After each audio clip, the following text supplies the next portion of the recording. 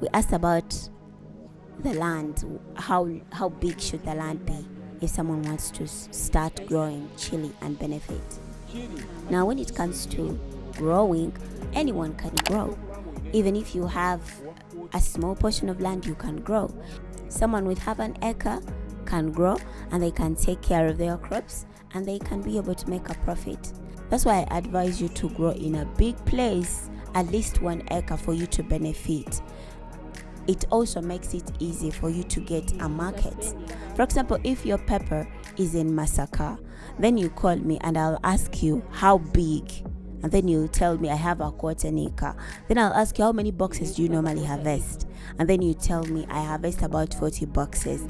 Now, it's hard for me to come to Masaka to buy your crops unless if there are other farmers in that same area from whom I'm going to pick pepper.